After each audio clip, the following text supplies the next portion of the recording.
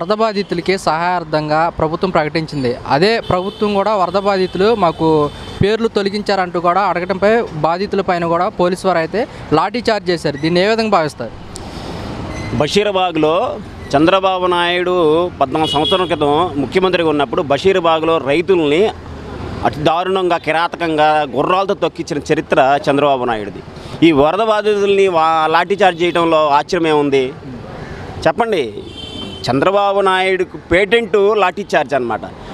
బషీరాబాద్లో రైతులు మాకు కరెంటు ఛార్జీలు తగ్గించండి, కరెంటు కోతలు చాలా దారుణంగా ఉన్నాయి, పంటలు పండించడానికి చాలా ఇబ్బందిగా ఉందని చెప్పేసి కరెంటు ఛార్జీల మీద అసెంబ్లీని ముచ్చటి కార్యక్రమం చేపట్టి హైదరాబాద్లో ఒక భీకరమైన పోరాటం చేస్తే దానికి ప్రజలకు రైతులకి చంద్రబాబు నాయుడు ఇచ్చిన గిఫ్ట్ ఏంటో తెలుసా?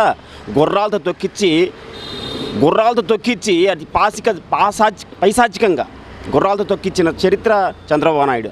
అంత రైతుల మీద అంత దారుణంగా కక్షపూరితంగా వ్యవహరించిన ఈ చంద్రబాబు నాయుడు ఈరోజు వరద బాధితుల్ని లాఠీ చార్జ్ చేయడు చేశాడా నిజమా అని మనం ఆశ్చర్యపోవాల్సినంత పనేం లేదు.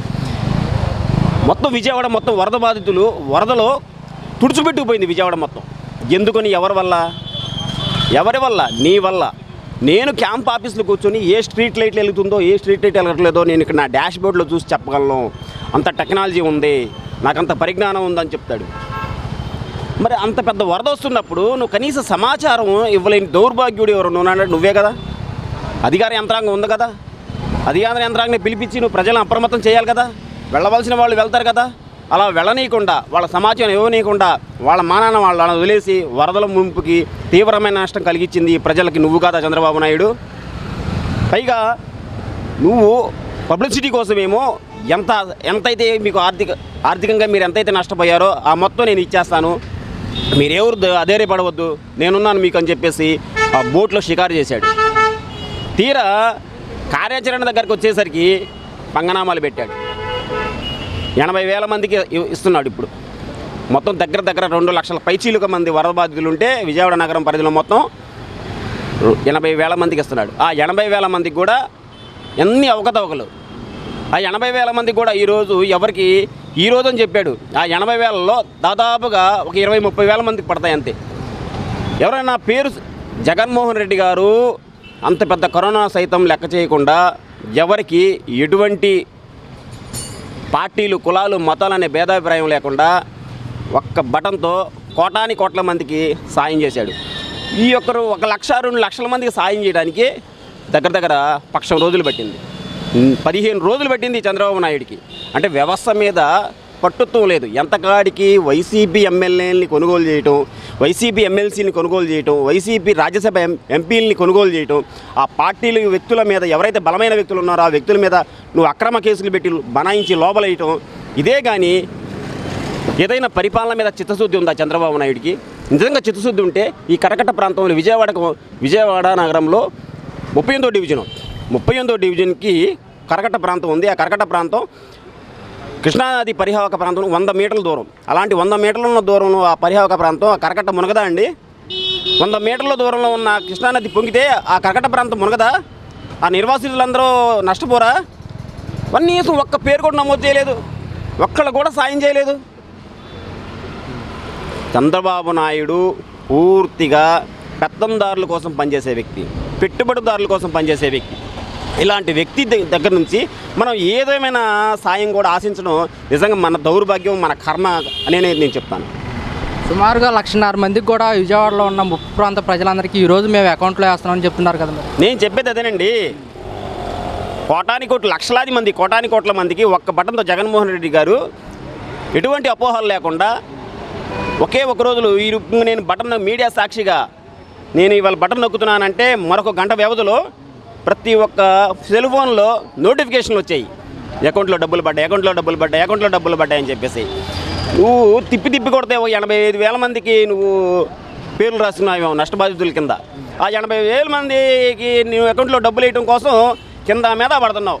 నీ ఏమైపోయి నీ డబ్బులన్నీ ఏమైపోయి ఏం చేసావు నువ్వు? హీరో ప్రభాస్ గారు ఇచ్చారు డబ్బులు, రామ్ చరణ్ ఇచ్చాడు, ఎన్టీఆర్ గారు ఇచ్చారు. ఇలాంటి మానవతావాదులు ఎంతోమంది ఎన్నో వేల కోట్ల రూపాయలు నీకు వరద బాధితులకు సాయం చేశారు కదా. ఆ డబ్బంతా ఏం చేశావు? నువ్వేం కొత్తగా నీ ఖజానాలోంచి లేకపోతే నీ ఆస్తిలో అమ్మేసి నీ ఆస్తిలో సగం భాగం ఇచ్చేసి ఆ పేదలకు పంచట్లేదు.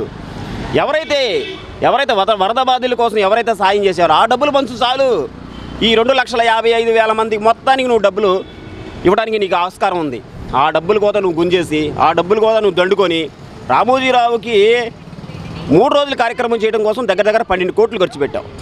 ఎవడాడు రామోజీరావు? రామోజీరావు ఎవడు అసలు? మనకేం సంబంధం? అంటే నీ పెట్టుబడిదారుడు అని చెప్పేసి 12 కోట్లు ఖర్చు పెట్టి పెద్ద సంతాప సభ ఏర్పాటు చేస్తావా? ఇక్కడ లక్షలాది మంది గంగపాలైపోయి చచ్చిపోయి లక్షలాది రూపాయల ఆశనాశనం జరిగితే వాళ్ళకి 80,000 మందికి నువ్వు పరిహారం అందిస్తావా? అది కూడా ఇంత జాప్యమా? ఎప్పుడు ఆ మనిషి చచ్చిపోయి గుంట తీసి బూడ్చాక మొత్తం శవపేటికి నువ్వు చేస్తావా? కాబట్టి ఒకటండి, మనం చంద్రబాబు నాయుడు గురించి ఎన్ని మాటలు మాట్లాడుకున్నా మన సమయం వృధా, మన టైం వృధా, మన కంఠశ్వాస తప్పితే అతను మారాడు. అదే సామెత ఉంది సార్, ఎలుక తోలు తెచ్చి ఎలా ఏడాది ఉతికినా నలుపే కానీ తెలుపు రాదని చెప్పేసి ఒక పద్యం ఉంది. ఆ పద్యానికి ఈ చంద్రబాబు నాయుడు కరెక్ట్గా సూటబుల్ అవుతాడు. వరద బాధితులకు తక్కువ టైంలోనే ఏ ప్రభుత్వం చేయని విధంగా కూటమి ప్రభుత్వం చేస్తుందని చెప్తున్నారు కదా. ఏం చేశారు మీరు? ఫోటోలకు ఫోజులు ఇచ్చారు. ఈయన చంద్రబాబు నాయుడు ఒక వరద బాధితుడు, పిఠాపురంలో పవన్ కళ్యాణ్ కూడా ఒక వరద బాధితుడు.